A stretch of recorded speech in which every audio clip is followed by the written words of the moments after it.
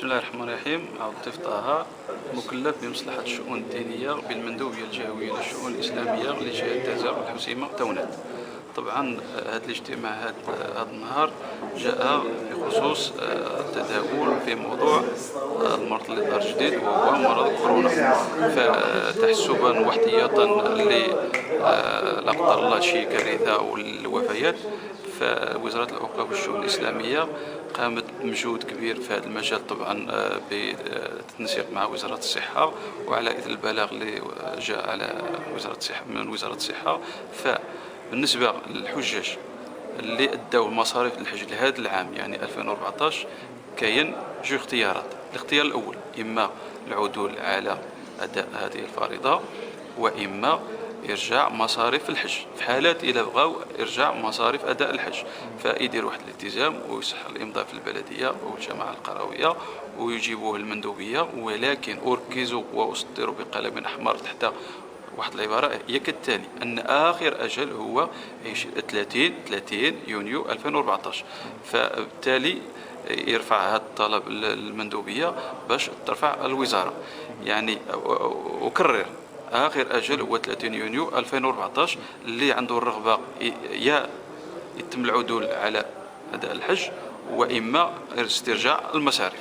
وبالنسبة لكتابة الطلب، بالنسبة للكتابة الطلب يعني هي يكون في جملة مفيدة. الطلب عادي أنه بغيت نسترجع فلوسي اللي ديتهم من أجل أداء فريضة الحج ويتجلس في البلديه. وحنا المندوبيه راه الاشاره، لان المندوبيه الجهويه للشؤون الاسلاميه قامت بكل الاجراءات اللازمه في الموضوع، فكتبت الجميع المندوبيات الاقليميه تازا تاونات كرسيف، كتبت مصلحه الشؤون الدينيه بالجهه بالولايه باش تخبر السلطات المحليه، ونسقط مع الخطباء ومع الائمه مع المرشدين مع المكونين المؤطرين ديال برنامج ديال الحج، لانه كاين مؤطرين اللي يديروا التكوين الحجاج، فاخبرتهم كذلك باش يوصلوا لهم هذا الخبر. يعني قامت بكل الاجراءات اللازمه واكثر من ذلك.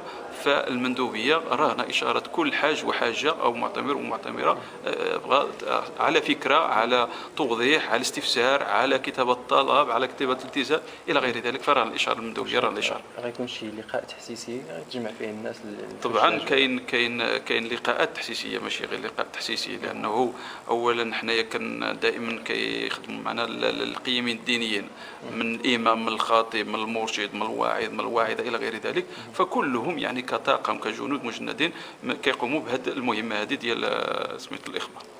شكرا.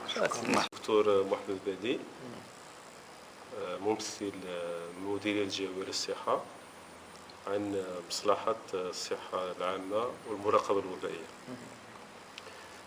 بالنسبه للاجراءات المتخذه حاليا لمحاربه او لتطويق او الحد من دخول فيروس متلازمة الشرق الأوسط للمغرب، هي إجراءات توعوية وتحسيسية، وكتخص خصوصا المقدمين على العمرة والمقدمين على الحج. وهذه الإجراءات هي إجراءات وقائية وإجراءات عامة كالإجراءات التي تتخذ للوقاية من الأمراض التنفسية.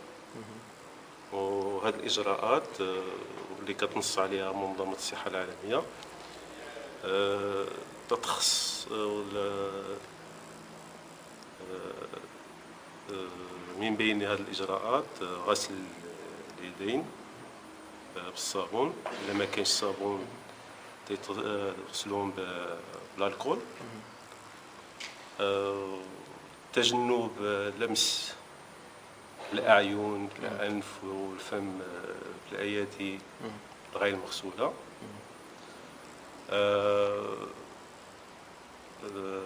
هناك إجراءات تهم الصحة النظافة العامة للشخص، خص الإنسان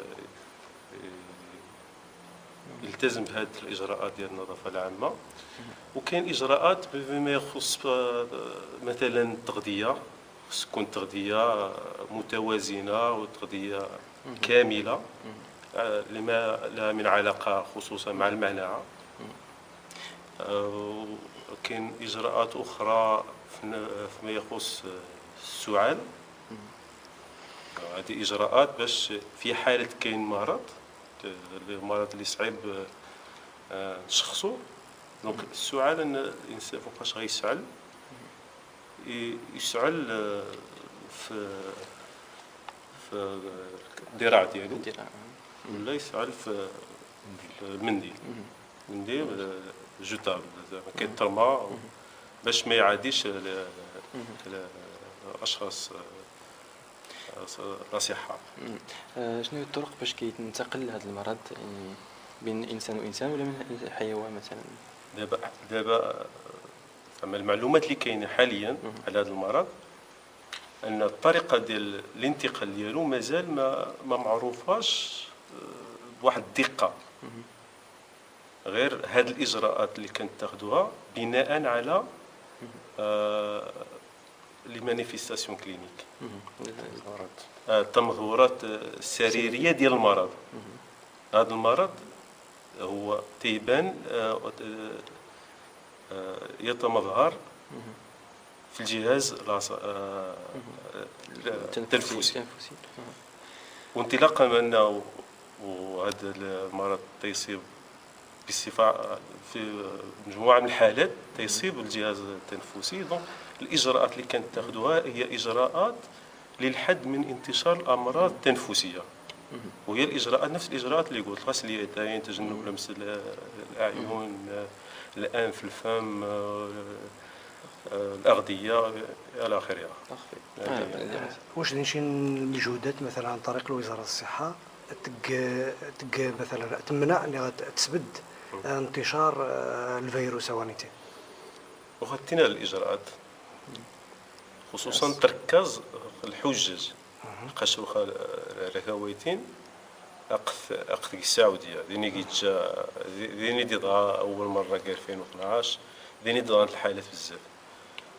إذا الخطر مثلا عندك زي السعودية والسعودية غاسل طرحنا غاسل الحجاج غير نتقل عمره ذيني 4 رجال الأعمال غينات، ولكن قلال وكنظن أنه وين غاص نجي سمحي واش دايرين شي نروح شي لقاح ضد الفيروس ما عادوا ذين لا وذين لا اللقاح لا الدواء.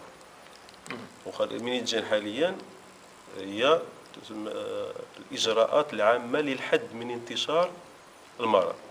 يعني الدواء اللي نروح حاليا هي المسكنات، الدواء للالتهابات كاين الدواء لينات داك سيمسي داك ناسيمسي داك سوسو دوان توسوث مانيني وها. شكرا. الدكتورة وراء رشيد، ممثل مندوبية وزارة الصحة بإقليم الحسيمة.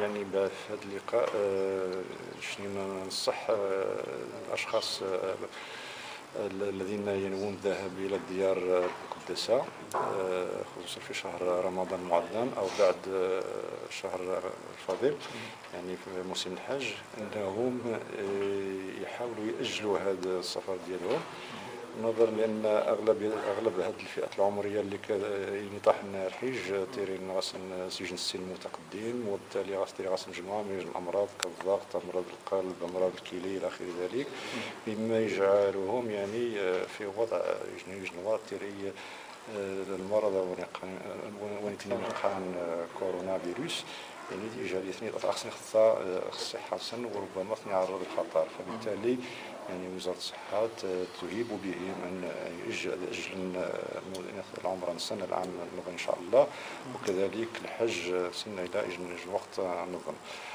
ومرة ثانيا يعني أقان يعني مصرين هذا حنا ذيك العمرة غدا حنا الحجان نهيب بهم أن تلتزم مجموعة من الاحتياطات التي تخص يعني الحد من العدوى ديال هذا المرض، وخصوصا يعني مثلا غسل اليدين، عدم يعني